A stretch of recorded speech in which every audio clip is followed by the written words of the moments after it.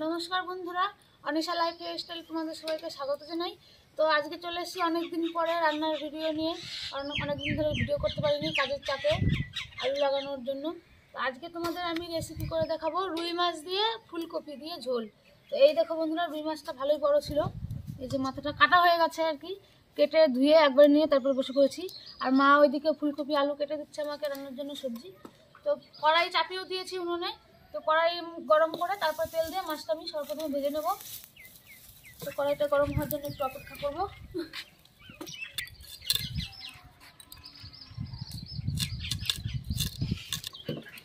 কড়াই গরম হতে হতে আমি মাছে লবণ আর হলুদ মাখিয়ে নেব। সবার প্রথমে আমি পরিমাণ মতো লবণ দিয়ে দেবো। তো এখানে রুই মাছ আছে আর একটা এই যেটা কি খয়রা মাছ, এই যে মা একটা খয়রা মাছ নিয়েছে, মা ভালো খায় তার জন্য। তো এরপরে দিয়ে দেবো আমি হলুদ, লবণ দিয়ে দিয়েছি, এবার দিয়ে দেবো হলুদ।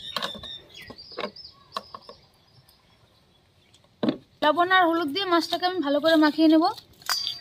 ওইদিকে আমার কড়াইও গরম হয়ে গেছে, কড়াইটা আমি সরষের তেল দিয়ে দেবো।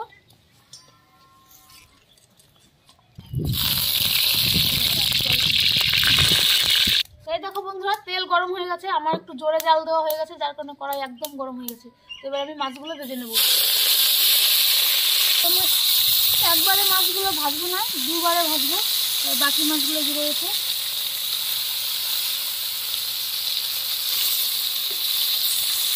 তাই দেখো বন্ধুরা, মাছগুলো আমি উঠিয়ে নেবো। এক সাইড ভাজা হয়নি এখন, হয়ে গেছে হয়তো।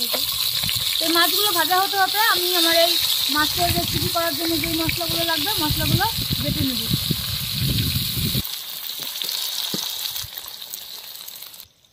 প্রথমে আমি জিরে বেটে নেব।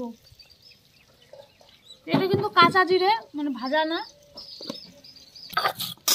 বন্ধুরা, নোড়াটা উল্টো করে নিয়ে নিয়েছি, মাঝে মাঝেই উল্টো করে নিয়ে নিই, অনেকে বলে নিতে নেই।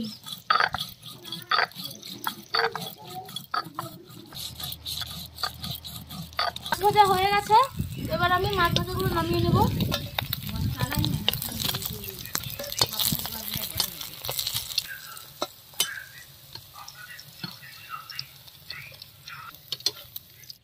আমি বাকি মাছগুলো ভেজে নেবো একই রকম ভাবে। এই দেখো বন্ধুরা, এই যে একটু পেঁটা দিয়েছে, এই পেঁটাটা দিয়ে এই চচ্চড়ি রান্না করবো। চচ্চড়ি না, মানে ভাজা ভাজা, আলু পেঁয়াজ সিম এটাকে বলে লাফা দিয়ে তারপরে একটু পেঁটাটা দিয়ে ভাজা ভাজা করবো, সেটা খুব ভালো লাগে বন্ধুরা। জিরে বাটা হয়ে গেছে, জিরেটা আমি তুলে নেব। এই যে হয়ে গেছে, এবার আমি নামিয়ে নেব।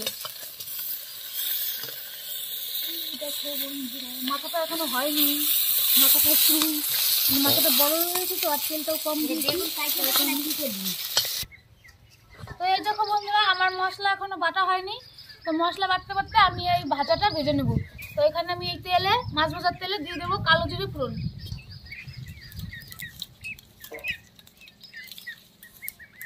এবার আমি এই সব কিছু কেটে ধুয়ে রাখা সবজিগুলো দিয়ে দেবো। এর মধ্যে কাঁচা লঙ্কা দেওয়া রয়েছে বন্ধুরা। এবার আমি দিয়ে দেবো লবণ পরিমাণ মতন।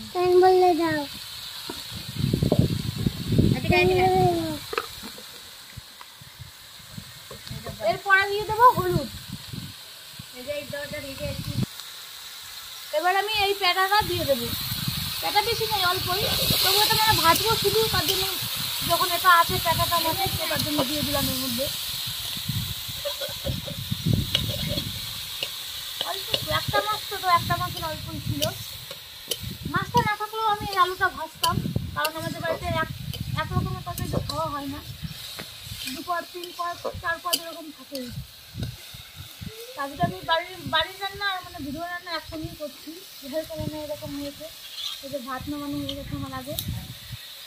এবার আমি বাকি মশলাটা বেটে নেব। বাটা হয়ে গেছে, তুলে নেব। এরপর আমি বেটে নেব লঙ্কা।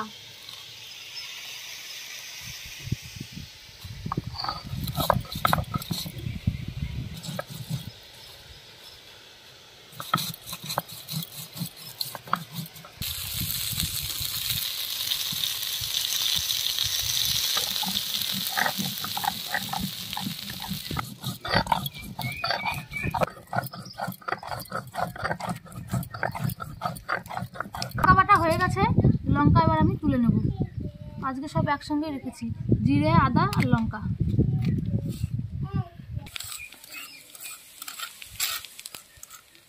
চচ্চড়িটাও প্রায় হয়ে গেছে, আর একটু হলে নামিয়ে দেবো। আমার এই যে আলু ভাজা হয়ে গেছে, আমি নামিয়ে নিয়েছি। এবার কড়াইতে আমি দিয়ে দেবো তেল। আমি ফুলকপিগুলো ভেজে নেব।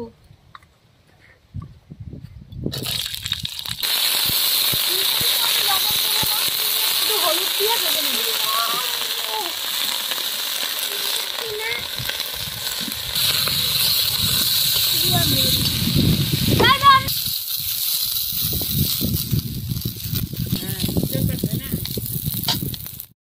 ফুলকপি ভাজা হয়ে গেছে, এবার আমি নামিয়ে নেব। তো আমার ফুলকপি ভাজা হয়ে গেছে, এবার আমি কড়াইতে তেল দিয়ে দেবো। এরপরে দিয়ে দেবো গোটা জিরে ফোড়ন, দিয়ে দেবো আলু। আর এগুলো বন্ধুরা কপির ডান্টি, এগুলোও খেতে খুব ভালো লাগে। আলুগুলো আমি হালকা করে ভেজে নিয়েছি। তো এবার আমি বেটে রাখা মশলা দিয়ে দেবো। এখানে তো মশলায় আছে আদা, জিরে আর লঙ্কা। এবার আমি দিয়ে দেবো।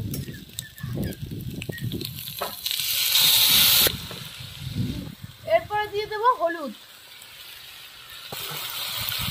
দিয়ে দেবো লবণ পরিমাণ মতন। এবার আমি ভালো করে কষিয়ে নেব।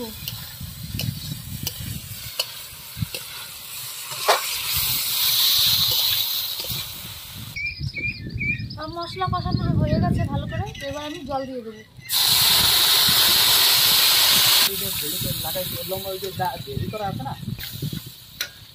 জল দিয়ে দিয়েছি। এবার আমি আর কিছুক্ষণ জাল দিয়ে তারপরে ভেজে রাখা মাছগুলো দেবো। তরকারিটা ফুটবে, তারপরে দেবো মাছ। তরকারি ফুটে গেছে, আলুও প্রায় গলে গেছে। তো এবার আমি ফুলকপিগুলো দিয়ে দেবো। মাছগুলো আমি একটু পরে দেবো।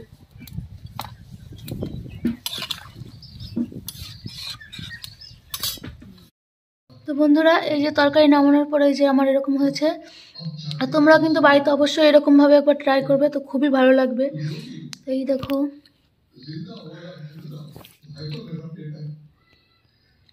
তো আজকের ভিডিও এই অবধি। দেখা হবে নেক্সট ভিডিওতে। টাটা। আজকে খাওয়া দাওয়া আর দেখালাম না।